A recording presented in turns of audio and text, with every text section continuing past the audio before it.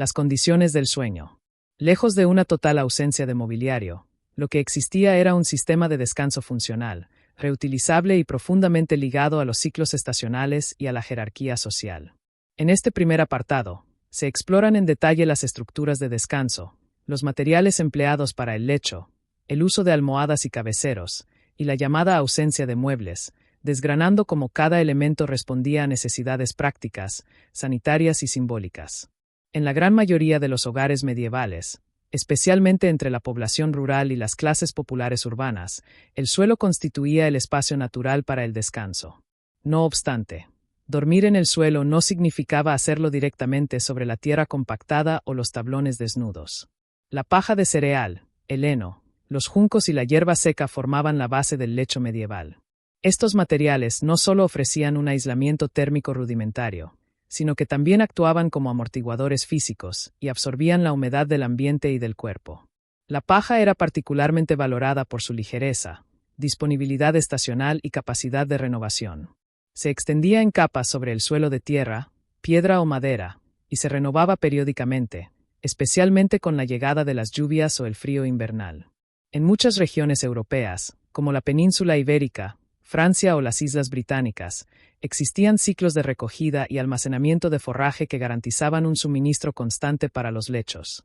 La arqueología experimental y los registros parroquiales medievales confirman que la paja no era un signo de pobreza absoluta, sino una solución técnica eficaz y económicamente viable para una sociedad donde el concepto de cama tal como lo entendemos hoy era un lujo inaccesible para la mayoría.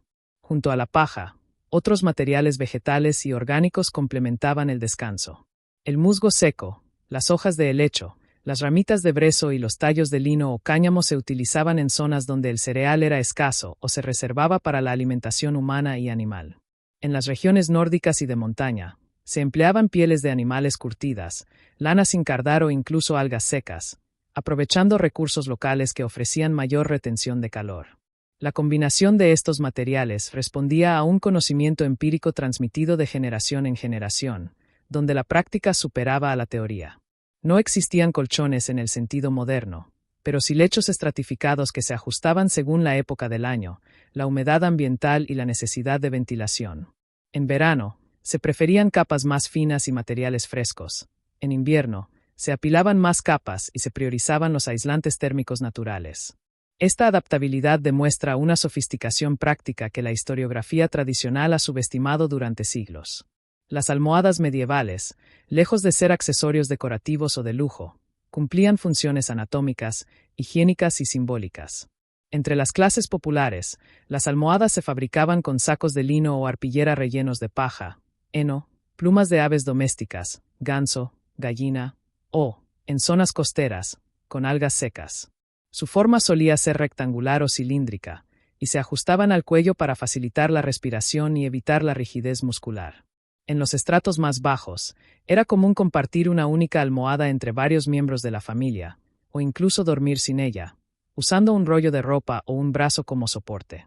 La higiene de estos rellenos era un desafío constante. La humedad, los parásitos y la descomposición orgánica obligaban a ventilar, secar y renovar los materiales con frecuencia. Los inventarios domésticos medievales, especialmente en ciudades como Florencia, París o Barcelona, registran almohadas como bienes muebles valiosos, a veces legados en testamentos o entregados como dote, lo que evidencia su importancia económica y social.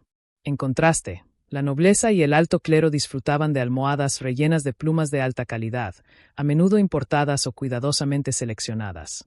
Estas se cosían en fundas de seda, lino fino o algodón, este último, tras la expansión de su cultivo en el Mediterráneo, y se adornaban con bordados, galones o tintes naturales.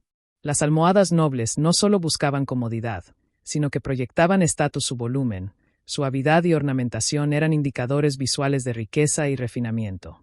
Además, en contextos monásticos y cortesanos, existían cabeceros de madera tallada, piedra pulida o metal, que servían tanto de soporte para la cabeza como de elemento decorativo o ritual. Algunos manuscritos iluminados muestran lechos con cabeceros elevados, a veces rematados con doseles o cortinas, que marcaban una separación simbólica entre el espacio sagrado del descanso y el mundo exterior. Esta dualidad funcional y representativa revela que el mobiliario medieval, aunque escaso, no era inexistente, sino que respondía a lógicas distintas a las contemporáneas. Respecto a la estructura física del lecho, la idea de una ausencia total de muebles es un mito que surge de la comparación anacrónica con la cama moderna de Sommier, colchón y cabecero integrado. En realidad, existían múltiples formas de soporte para el descanso. La tarima de madera, el catre de tablones, el armazón de vigas entrecruzadas y el banquillo alargado eran comunes en hogares con mayores recursos. Estas estructuras elevaban el lecho del suelo, mejorando la ventilación, reduciendo la humedad y facilitándola. Limpieza. En muchas casas campesinas, el lecho era una zona delimitada dentro de la vivienda, a menudo cerca de la chimenea o en un rincón protegido de corrientes, donde se apilaban los materiales de descanso y se cubrían con mantas o pieles. La multifuncionalidad del espacio era clave durante el día. La zona de descanso se convertía en área de trabajo, almacenamiento o reunión familiar. Los muebles, en general, eran pocos, pesados y transportables, reflejando una economía de subsistencia donde la movilidad, la reutilización y la resistencia primaban sobre la estética o el confort permanente. La arqueología y la documentación histórica corroboran esta realidad. Los hallazgos en asentamientos medievales muestran rastros de postes de madera, huellas de vigas y residuos orgánicos que indican la presencia de estructuras de descanso efímeras pero recurrentes. Los inventarios post-mortem, especialmente a partir del siglo XII, listan camas, lechos, armazones y travesaños, demostrando que el mobiliario de descanso era reconocido como bien tangible. Sin embargo, su fragilidad material explica por qué tan pocos han sobrevivido. La madera se pudría, los textiles se descomponían y los materiales orgánicos desaparecían en condiciones húmedas. Esta pérdida arqueológica ha contribuido a la falsa percepción de que los medievales no tenían nada.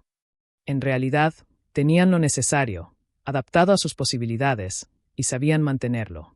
La conservación del lecho no era un acto de lujo, sino una práctica de supervivencia. Renovar la paja, secar las mantas, reparar las tablas y ventilar el espacio eran tareas domésticas rutinarias, tan esenciales como preparar la comida o cuidar el ganado. Además, la distribución del descanso dentro del hogar medieval estaba profundamente marcada por la jerarquía y la privacidad. En las casas de una sola habitación, toda la familia, e incluso los animales, compartían el espacio, pero no necesariamente el lecho. Los niños y los ancianos solían dormir en zonas más protegidas, los adultos, en el centro o cerca del fuego, los sirvientes o aprendices, en rincones, bancos o sobre sacos. En las residencias nobles, la habitación del señor era un espacio diferenciado, a veces con cama de dosel, cortinas de tela gruesa y armarios para ropa de cama. Esta estratificación no era solo económica, sino también cultural. El acceso a un lecho elevado, a una almohada individual o a un colchón de plumas era un privilegio que reforzaba el orden social. Incluso en contextos religiosos, como los monasterios, los lechos reflejaban la regla de la orden: austeridad para los monjes devotos pobres, mayor comodidad para los abades o los hermanos legos encargados de tareas físicas. El descanso, por tanto, no era un acto neutral, sino un reflejo material de la estructura social medieval. En conclusión, este primer tópico desmonta la noción simplista de que la Edad Media carecía de estructuras y materiales para el descanso. Lo que existía era un sistema altamente adaptado a las condiciones materiales, climáticas y sociales de la época. La paja, el heno, las almohadas de relleno natural y las tarimas rudimentarias no eran signos de atraso, sino soluciones técnicas eficaces dentro de un paradigma de vida donde la economía, la estacionalidad y la jerarquía dictaban las prácticas cotidianas. La supuesta ausencia de mobiliario es, en realidad, una presencia invisible para el ojo moderno, acostumbrado a la permanencia y al confort estandarizado. Comprender estos lechos medievales exige mirar más allá de la falta de somieres y colchones viscoelásticos, y reconocer en la paja bien apilada, en la almohada de plumas compartida y en la tabla de madera desgastada, un testimonio de resistencia, ingenio y adaptación humana. Solo así se puede restaurar la dignidad material de un periodo que, lejos de dormir sin nada, construyó su descanso con lo que la tierra, la mano de obra y el ingenio cotidiano le ofrecían. La historia del sueño medieval no es la historia de la carencia, sino la de la optimización consciente de recursos limitados. Un equilibrio. La pregunta sobre cómo dormía la gente en la Edad Media sin fuego parte de una premisa que requiere matización histórica. No es que el fuego estuviera completamente ausente, sino que su disponibilidad era intermitente, costosa y estratégicamente gestionada. En un contexto donde la leña era un recurso valioso, el carbón vegetal un lujo urbano y los sistemas de calefacción central una tecnología inexistente, la supervivencia térmica durante las largas noches invernales dependía de un conjunto sofisticado de prácticas corporales, arquitectónicas, textiles y sociales. Lejos de la imagen de personas tiritando en la oscuridad helada, los medievales desarrollaron un repertorio adaptativo que combinaba conocimiento empírico, cooperación comunitaria y aprovechamiento de recursos locales para conservar el calor corporal y ambiental. Este apartado explora en profundidad las múltiples dimensiones de esta termorregulación medieval, desgranando desde la arquitectura doméstica hasta las técnicas de vestimenta nocturna, pasando por la gestión del fuego, el uso de animales y las estrategias colectivas de descanso. En primer lugar, la arquitectura de las viviendas medievales constituía la primera línea de defensa contra el frío. Las casas rurales, construidas con muros de piedra, adobe o madera entrelazada y recubierta de barro, técnica conocida como entramado o alftimbering, poseían un aislamiento térmico rudimentario pero eficaz. Los techos de paja, caña o turba actuaban como aislantes naturales, reteniendo el calor ascendente y reduciendo la pérdida térmica por convección. Las ventanas, cuando existían, eran pequeñas, estrechas y a menudo cubiertas con telas enceradas, cueros translúcidos o, en los estratos más acomodados, con vidrio soplado de baja calidad, lo que limitaba la entrada de aire frío sin sacrificar totalmente la luz. La orientación de las viviendas también respondía a criterios climáticos en el norte de Europa. Las fachadas principales se orientaban al sur para captar la mayor radiación solar posible. En zonas montañosas, las casas se construían semienterradas o protegidas por taludes naturales para aprovechar la inercia térmica del suelo. Incluso la distribución interna de los espacios respondía a lógicas térmicas. La cocina, con su hogar central, solía ser el corazón cálido de la vivienda, y los dormitorios se ubicaban en zonas contiguas o en entresuelos donde el calor residual podía ascender y acumularse.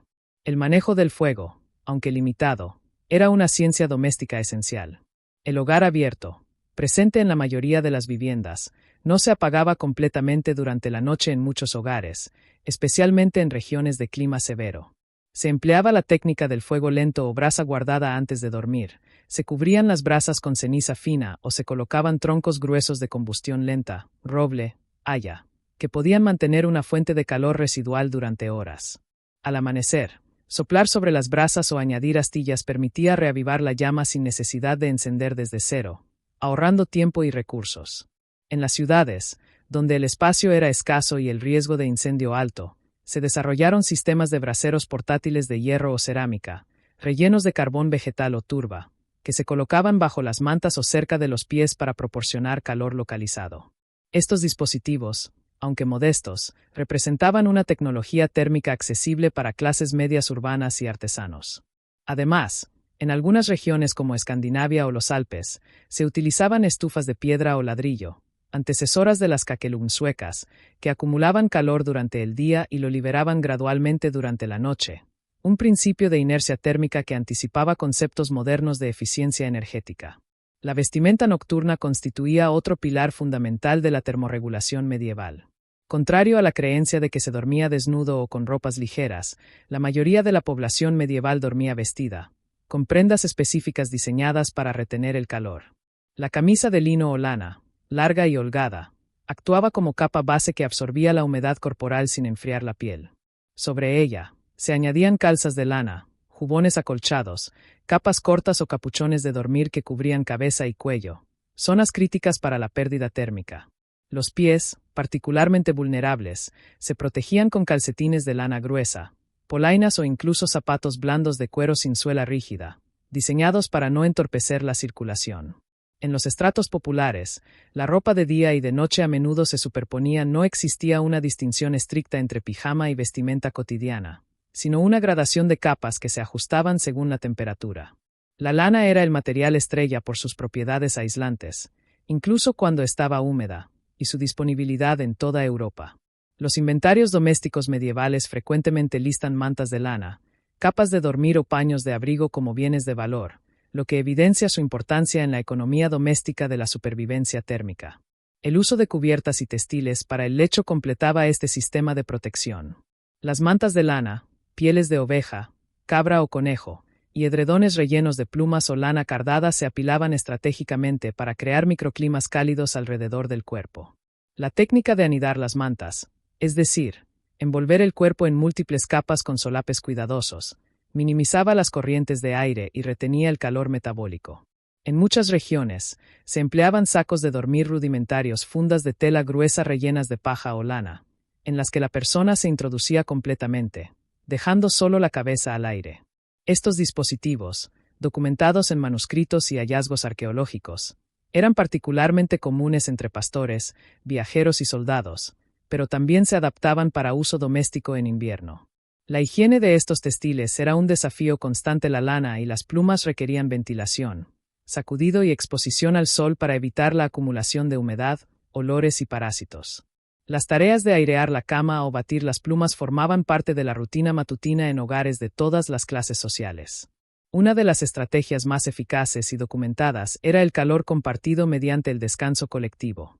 En las viviendas de una sola habitación, era habitual que toda la familia, e incluso invitados o sirvientes, durmieran en proximidad física, aprovechando el calor metabólico mutuo. Los niños pequeños dormían entre los padres o junto a hermanos mayores. Los ancianos, cuya termorregulación corporal es menos eficiente, se ubicaban en el centro del grupo. Esta práctica no respondía solo a la escasez de espacio, sino a una comprensión intuitiva de la termodinámica corporal. El calor se conserva mejor en masa que de forma individual.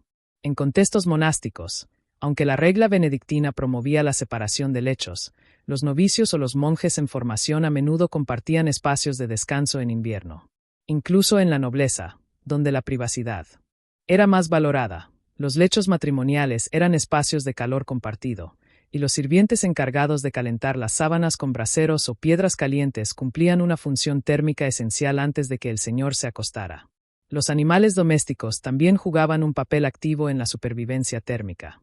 En las casas campesinas, era común que perros, gatos o incluso gallinas durmieran en el interior, cerca de los lechos humanos. Su calor corporal, aunque modesto, contribuía a elevar la temperatura ambiental en espacios reducidos. En algunas regiones de Europa del Este y Escandinavia, se documenta la práctica de dormir junto a ganado mayor, vacas, ovejas, en establos anexos a la vivienda, aprovechando el calor que estos animales generan de forma constante. Esta convivencia, aunque hoy pueda parecer insalubre, respondía a una lógica de eficiencia energética. El calor animal era un recurso gratuito y renovable. Además, las pieles y lanas obtenidas de estos animales se reutilizaban como cubiertas de lecho, cerrando un ciclo de aprovechamiento integral de los recursos disponibles. Las estrategias estacionales y la preparación para el invierno reflejaban una planificación anticipada. Durante el otoño, las familias recolectaban y almacenaban leña seca, preparaban mantas adicionales, reparaban grietas en muros y techos, y curaban pieles para su uso invernal. La alimentación también jugaba un papel. Consumir alimentos calóricos y calientes antes de dormir, gachas, sopas espesas, pan con miel, elevaba la temperatura corporal interna y proporcionaba energía para la termogénesis nocturna. En algunas culturas medievales, se recomendaba evitar el alcohol antes de dormir, pues aunque produce una sensación inicial de calor, dilata los vasos sanguíneos y acelera la pérdida térmica. Esta sabiduría empírica, transmitida oralmente y reflejada en tratados de salud medievales como los de la Escuela de Salerno, demuestra que la gestión del frío no era improvisada, sino basada en observación y experiencia acumulada. Finalmente, es crucial reconocer las desigualdades en el acceso al calor. Mientras un campesino podía depender de la paja, la lana y el calor compartido, un noble disponía de camas con doseles de tela gruesa que atrapaban el calor, sirvientes que calentaban las sábanas, y habitaciones con chimeneas de piedra que irradiaban calor durante horas. El clero regular, por su parte, combinaba austeridad con ingenio. Los monasterios cistercienses, por ejemplo, desarrollaron sistemas de calefacción por hipocausto en salas comunes, y los cartujos utilizaban celdas individuales con pequeños hogares de brasas. Estas diferencias no solo reflejaban la estratificación económica, sino también concepciones culturales sobre el cuerpo, el confort y la virtud. Para algunos, soportar el frío era una forma de ascetismo. Para otros, el calor era un derecho asociado al estatus. En síntesis, la supervivencia térmica medieval no dependía de una única solución mágica, sino de una red interconectada de prácticas materiales, sociales y culturales. La arquitectura, El fuego gestionado, la vestimenta, los textiles, el calor compartido, los animales y la planificación estacional conformaban un sistema resiliente que permitía a las personas dormir, descansar y recuperarse incluso en condiciones de escasez energética. Lejos de ser víctimas pasivas del clima, los medievales fueron agentes activos en la creación de microentornos térmicos adaptados a sus recursos y necesidades.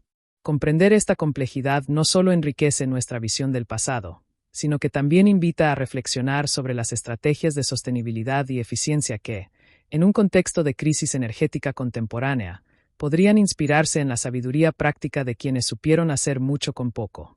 La historia térmica de la Edad Media no es la de la privación absoluta, sino la de la innovación constante dentro de los límites materiales. Un testimonio de la capacidad humana para la relación entre alimentación y sueño constituye uno de los ejes fundamentales para comprender la fisiología del descanso en la Edad Media. En una sociedad donde la disponibilidad de alimentos estaba sujeta a ciclos estacionales impredecibles, crisis de subsistencia recurrentes y prácticas religiosas de ayuno estricto, el cuerpo humano desarrolló respuestas adaptativas que modificaban profundamente la arquitectura del sueño, la duración del descanso y la percepción subjetiva de la vigilia nocturna. Lejos de ser un fenómeno meramente biológico, la interacción entre hambre y sueño en el mundo medieval estaba mediada por factores culturales, teológicos, médicos y sociales que configuraban una experiencia del descanso radicalmente distinta a la contemporánea. Este apartado explora en profundidad cómo la escasez alimentaria, el ayuno ritual y los ritmos circadianos preindustriales se entrelazaban para producir patrones de sueño específicos, analizando desde la fisiología de la restricción calórica hasta las representaciones simbólicas del hambre en la literatura y la medicina medieval.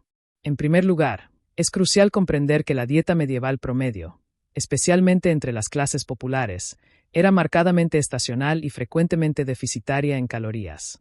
Durante los meses de invierno y principios de primavera, conocidos como la estación del hambre, los almacenes de granos se agotaban, las reservas de carne salada disminuían y los productos frescos eran inexistentes.